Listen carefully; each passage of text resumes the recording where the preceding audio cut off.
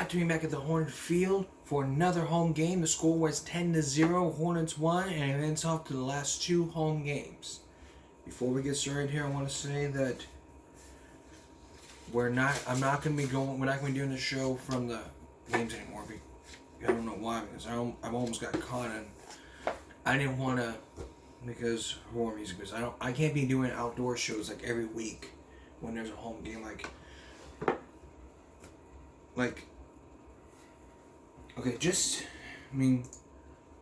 from, the 12th, I can't be doing those two home games like I did this week. I can't be doing two shows at once. It's the only reason why we did 7 days a week was because of what happened. So, I know you were excited to see me back in the field on the 19th and 22nd, but we're not going to do that.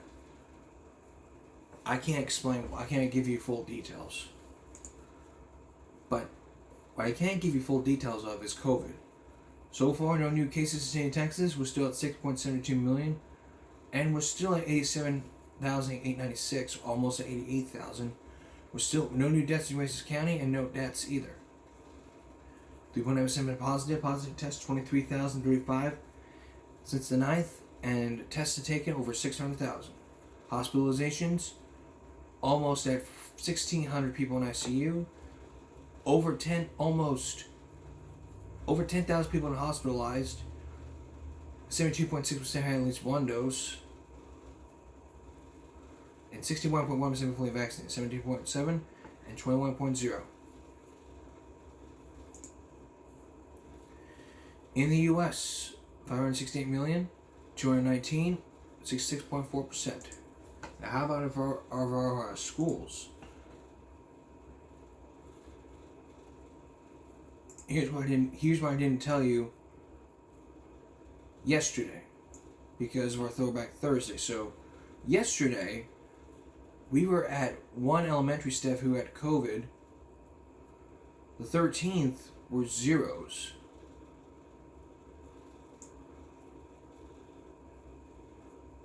So that's a great pattern to realize. So you have a pattern of COVID. Like I said before, this virus is like a roller coaster.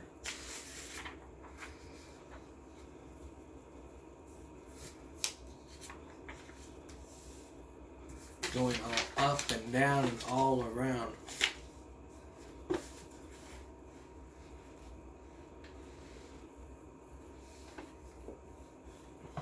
So that's basically all there is to know about what went on during COVID.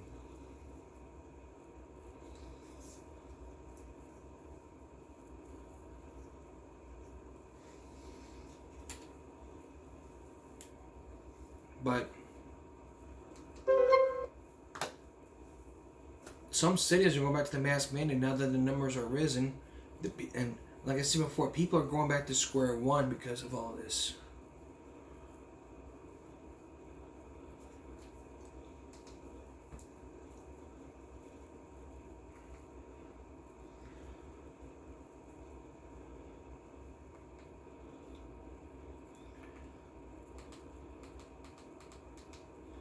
Like we know that the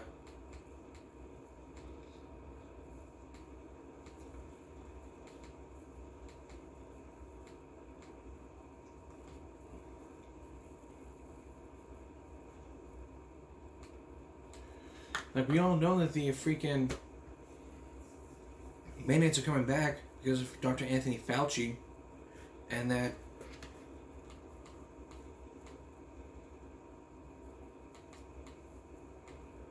things could take a turn. We don't know. But if that happens, we'll let you know.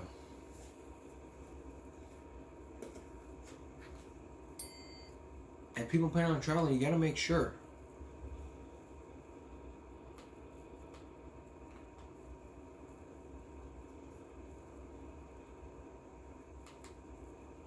But now that we're 2 years into the pandemic, it's just like, okay, what do we do now? One thing you should be concerned about is the children at this point, because According to one mother,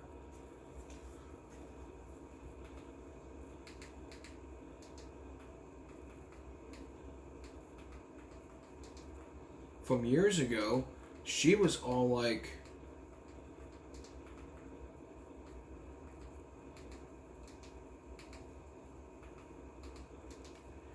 I mean, she went off on a rampage about the mask mandate.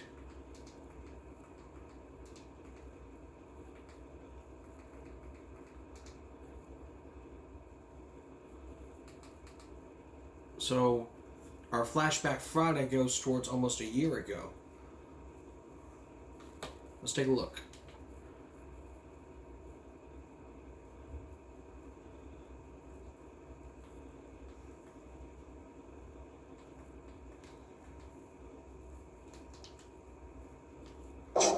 If you truly mean that, you would end the mask requirement tonight.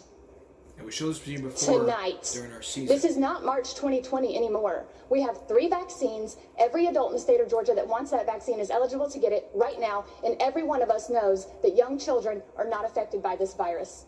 They're not. And that's a blessing. But as the adults, what have we done with that blessing? We've shoved it to the side and we've said, we don't care. You're still going to wear a mask on your face every day, 5 and 6-year-olds. You still can't play together on the playground like normal children, 7 and 8-year-olds. We don't care. We're still going to force you to carry a burden that was never yours to carry. Shame on us.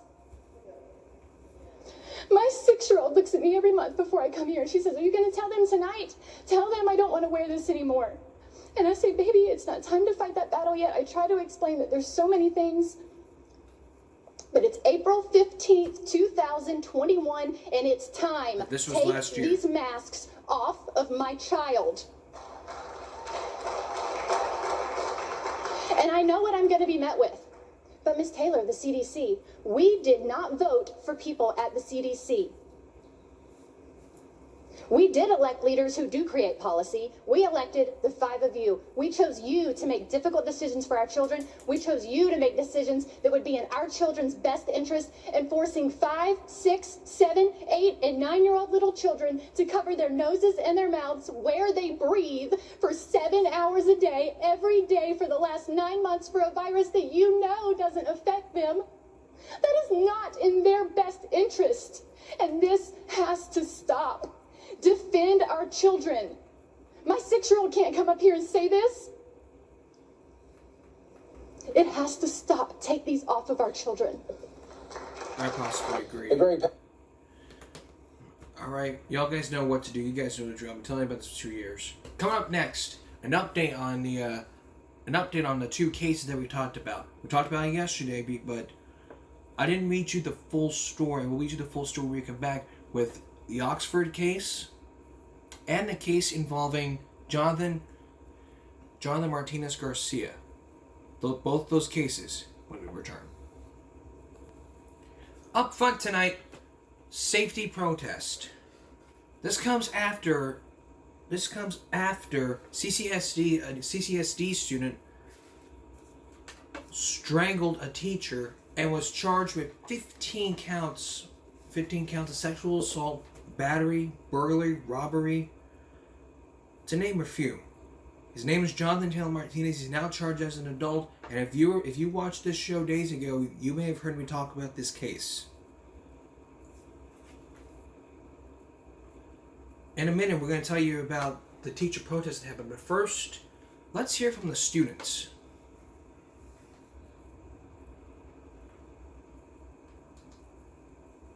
Building a bridge between students and the community. Some believe that's the key to helping curb violence in our schools. It starts with giving young people a voice and getting trusted adults to listen. Reporter Jeremy Chen live in Spring Valley with that story. Jeremy.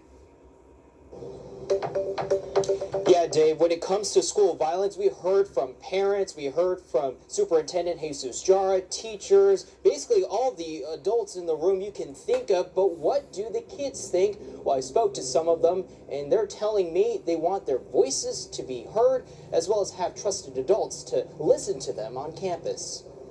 I just couldn't help but thinking, like, not my Eldorado, like, that couldn't have happened at my school. Alex Gallegos is disgusted by the attack at El Dorado High School that left a teacher hospitalized and a student facing attempted murder charges. This is a horrific, just heinous act, and I honestly couldn't believe it. A recent graduate of the school, he says campus violence isn't new and believes many schools, including his own, haven't done enough to connect with the surrounding community. I have witnessed firsthand, being student body president. Christina Nguyen, a Valley High School senior and student representative on the State Board of Education, agrees. She says interaction between school staff and students is an area of improvement. When an adult, or administrator, just any adult approaches a student in a hostile, a really loud voice, the student's automatic reaction is to respond in that exact same way. She feels student voices aren't always heard. A calming presence like a trusted family friend or neighbor can be a shoulder to lean on rather than turning to an authority figure. That connection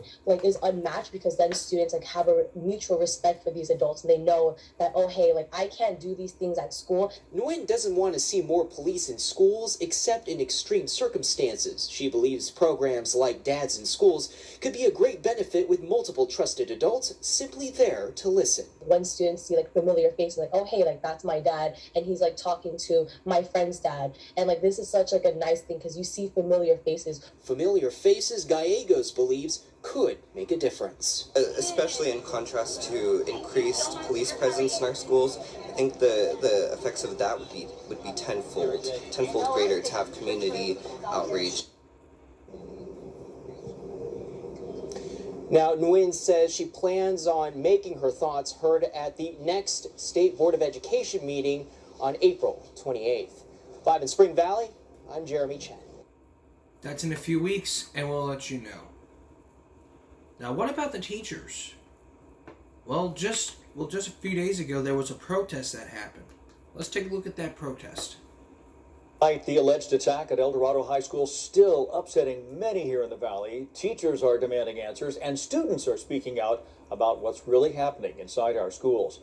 Thanks for joining us tonight at 5. I'm Dave Crevassier. Tricia has the night off.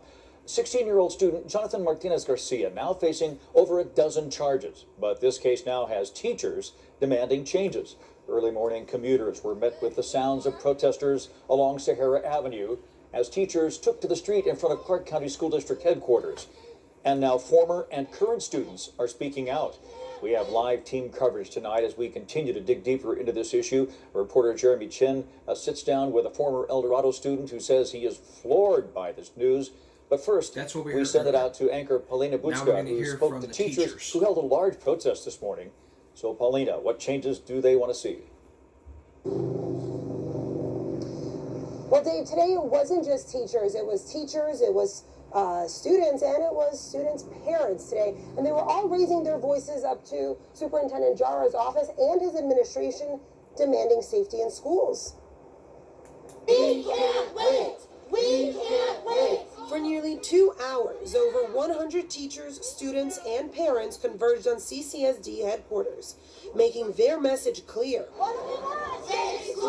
In the crowd, Tirsa Bowman. She's been with CCSD even before she worked as an educator. I graduated from Clark County School District in 1991. I graduated from Edward W. Clark High School. Both of my daughters are products of Clark County School District. Bowman says she teaches in a particularly tough part of central Las Vegas. I chose that area because I feel like it is highly ignored. And I want to be over there because I feel like, for those of us that are doing it from the heart, then that's why we're there. It's not about a paycheck. If we were looking for more money, we would have left education a long time ago. She, along with fellow educator Mercedes Krause, both have seen the violence at CCSD schools grow over the years. Can feel things bubbling up with the overcrowding, now with being 1,500 teachers short, having so many students in classrooms. If there's a troubled student, if there's someone who needs extra help, if there's someone who's troubled in this terrible way, when you have so many students in your class, how are you supposed to be able to connect with them in order to detect that? This list of goals might also be seen as a list of demands, and that's fine with me. Society demands so much out of public education, and it is high time that public education demands a little too. The list of short-term goals: intercoms and classroom emergency buttons, and someone to receive Like we signals talked at about all on Friday. times. I mean, Working surveillance Thursday. cameras in every school, a clear Exactly. policy on how to handle violence in the classrooms, and a comprehensive safety plan published to the school district's website. Exactly. CCSD says they're working on it. As an educator who said yourself that you've heard this before, that these are just empty promises. Well, what is the capability? What are the capabilities when everyone is, pulled so short?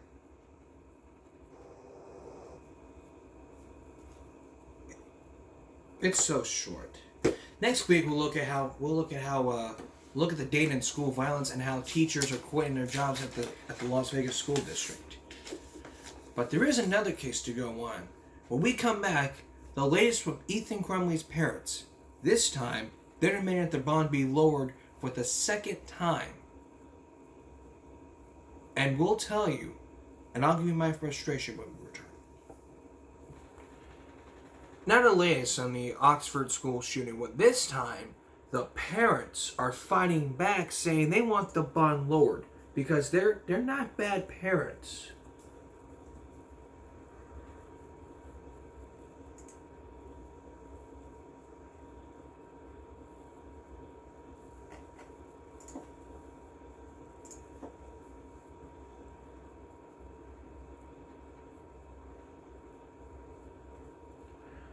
But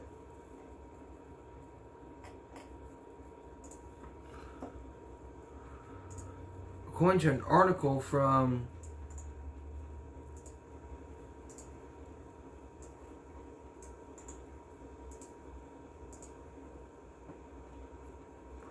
according to the Detroit Free Press, the parents of Oxford school shooting suspects seek lower bond and saying we've been misportrayed. Really? Well, let's read this article. They're asking the judge to lower their bond, arguing that the prosecution has unfairly portrayed them as bad parents, and that the real facts about how they raised their son and how they responded to deadly Oxford school shooting have not been fully disclosed.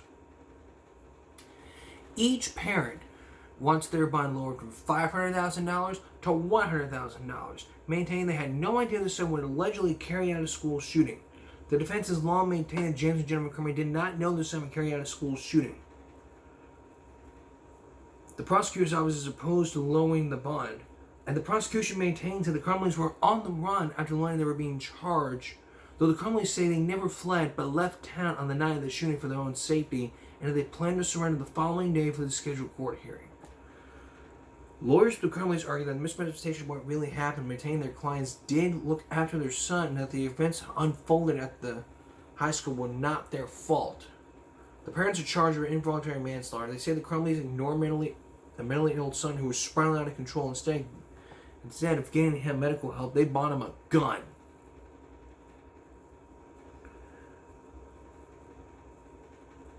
And there are these text messages to a friend who says, I'm mentally ill. I'm going to ask my parents to go to the doctor tomorrow. This time I'm going to tell them about the voices. And I texted her a friend. I asked my dad to take me to the doctor the other day.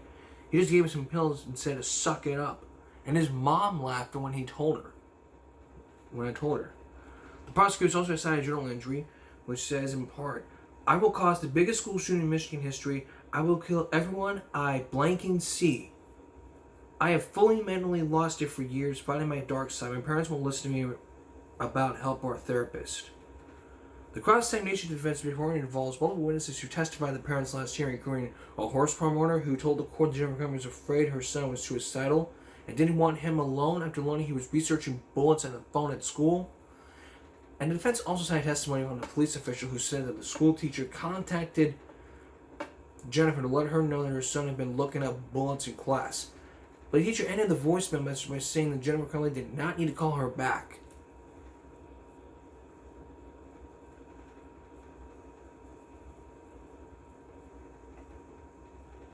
The Crumleys are due back in court April 19th for a pretrial hearing, which the lawyers will argue for a lower bond, and we'll tell you that, which is on Tuesday, and we'll give it to you on Give Me a Break Wednesday, the day after But there are now new lawsuits happening. There is now a new lawsuit. The family of Hannah St. Julian filed a lawsuit. So let's take a look at 3 news clips to help you better explain this. High school shooting, the family of one of the children killed. On the same day, parents and students called for an independent investigation into what happened the day of the Oxford High School shooting. The family of one of the children killed is now suing the district. Some parents and students in the district also say there needs to be more work done on a revised school safety plan. But we begin with that new civil suit filed today. Mara McDonald, live at the federal court in downtown Detroit. And Mara, who is filing this lawsuit? The family, Jason, of Hannah St. Juliana, the 14-year-old who was killed that awful day at Oxford High School. And it is against the school district, several administrators and staff. And the central premise is this, that Oxford High School has been engaging in a cover-up in order to avoid blame. The lawsuit on behalf of the St. Juliana family claims, quote, in truth, the district did know that he, meaning the shooter, was suicidal and possibly homicidal when he was released from the counselor's office, and also claims the district has tried to avoid accountability, quote, by claiming it has a formal policy and practice of returning students to class unless there is a disciplinary issue, and the administration claims the shooter did not meet the criteria of a disciplinary issue, something the lawsuit claims is nothing more than a cover-up. This filed on the day the group Change for Oxford made this plea. We're still looking not only for answers as to what was lacking in our school safety policies, but an amended plan for moving forward so we can be proactive in the safety and well-being of both students and staff. The number one item the group is asking for is the hiring of an independent investigator to come in and assess the school's security shortfalls prior to the shooting and recommend a way to fix it. We already have to go back, relive our worst nightmare every day, so it's real hard when it feels like my voice isn't being heard. Back here live, the school district had no comment on the Change for Oxford requests today. As far as this lawsuit, it is the latest in a series of lawsuits against the district, but it is the first to allege a cover-up. We're live downtown tonight at the federal courthouse. I'm Mara McDonald, Local 4. And there's probably more lawsuits to be happening, and there'll be more lawsuits happening. But what about the parents and the students? When we return, why they're having that safety plan in place. So far throughout the last 15 so minutes, we've been focusing on the Oxford case. You guys don't remember, Ethan Crumley was the shooter. He's now charged as an adult with murder. His parents are charged with involuntary manslaughter. The next pre-trial hearing is on April 19th. And now there's new lawsuits happening from the family of Hannah St. Juliana. It claims that the school was a cover-up. Now, this comes after several lawsuits happening, not only from the school, but there was one from the shooter, Jeffrey Fieger, and another attorney. Now, if you watch the show, we've talked about this for the past several weeks. I've been looking into this case. I've been following this case ever since it broke, which was one of the worst school shootings ever. It all had to do with parents. So let's take a look at the last 2 clips. Now at 6, powerful words from students and parents at Oxford High School. Every day I pray that I won't die on the high school floor because of the lack of caring they have shown towards me and my friends, the whole student body, and teachers. What they say needs to change in the wake of the school shooting. The group is pushing for better security and a new safety plan that tackles learning loss and mental health. They say the district's current measures just don't go far enough. In the weeks after the shooting, the district did add more police in schools, put in a requirement for clear backpacks, and created a zero-tolerance policy for threats and violence, among other things. Let's bring in Victor Williams on this. And Victor, these students and parents, as we say, they want more to be done here. Yes, Jason and Karen, that seems to be the common thought. The bottom line is that some students just don't feel safe while at school, and these parents are pressuring administrators with the district to change that. Theoretically, if another shooting was to happen, people would most likely die, if not be severely injured. Heartbreaking words coming from traumatized Oxford High School student Griffin Jones, speaking on safety concerns on campus. Well, we already have to go back, relive our worst nightmare every day, so it's real hard when it feels like my voice isn't being heard. The junior says he has a hard time focusing in class because of reminders of what happened on November 30th. Even something as simple as the shut of a door too hard can, or like kids running the class can set it off and make it hard to think. His father, Jeff, is among many parents pressuring the school system to bring an independent investigator in to answer questions as to how the shooting was able to happen, even with multiple red flags. We're still looking not only for answers as to what was lacking in our school safety policies, but an amended plan for moving forward so we can be proactive in the safety and well-being of both students and staff. Griffin, from a student's standpoint, believes the school itself can be doing more to make students feel more comfortable. Metal detectors, security guards. The school's been talking for 3 months about increasing the resource officers in that school, and still today there's the same amount that there was on November 30th. Another major point of concern is the district turning down the Attorney General's offer to conduct a full investigation free of charge. We would absolutely love to have Dana Nussel come in and do the investigation for us. We would also be willing to accept any investigation at this point. And Attorney General Dana Nessel will be making a trip to Oxford to talk to some of those parents and students. We're told that's going to be happening this upcoming Monday. The school district, however, is not commenting at this point in time. Victor Williams, Local 4. Yeah. All right, Victor, thanks. And now here's the last clip. Then we're going to wrap it up. It's time to see the world. But I got to say this. It's all because of one student. It's all because of one student and the parents. This is not Ethan Crumley's problem. This is a parent. It's not a kid problem. This is a parent problem. In my opinion, I think the parents didn't do anything enough. They ignored him. They didn't do anything. As parents and students call for action in the Oxford School District. Yeah, a group has been working behind the scenes to get a third-party investigation into what happened and improve safety moving forward. It hasn't happened, and they're going public with their cause and frustration. 7 Action News reporter Jim Kurtzner live in Oxford with their demands. Jim. Glenda, this group says safety and important voices have been stonewalled by school officials. We're talking about several parents surrounded by other parents in support and one student who says he was in the line of fire here back on November the 30th. I was in the hall right next to where it all went down. A 15-year-old student has been charged with 4 counts of first-degree murder, attempted murder, and gun charges. His case is pending with an insanity defense. He turned the corner and started shooting into the crowd opposite. The parents say there are counselors at the school, but there needs to be more. Nobody just wants to ask the kids what would make them feel safe. We almost need just one town hall where it's just the kids talking. Parents at this news conference say they've gone to the school board several times. They've emailed, tried to talk with administrators.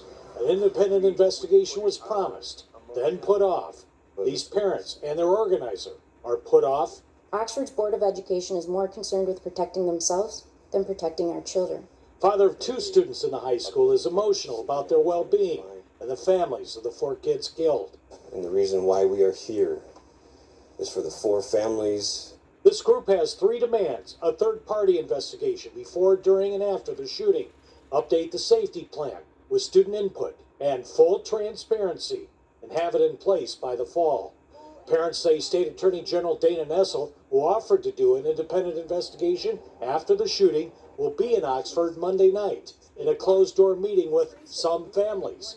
These parents have been told it's full. They can't get in. We would absolutely love to have Dana Nussel come in and do the investigation for us. We would also be willing to accept any investigation. Now, the Attorney General's office confirms to us that she will be here in town Monday night in a private meeting with parents. It's also closed to the media, and they say she will schedule more as needed. Of course, we reached out to school officials here in Oxford. No comment. I know I am really frustrated. I would tell you about it, but right now we're out of time here. But this is going to continue on Monday. That meeting is closed, and we'll bring you the very latest as it goes along. Again, I'm very angry that the parents would ignore their kids when shit like this happens. That's all for this edition of Give Me a Break Friday going to Saturday. We'll see you again for Give Me a Break Saturday night.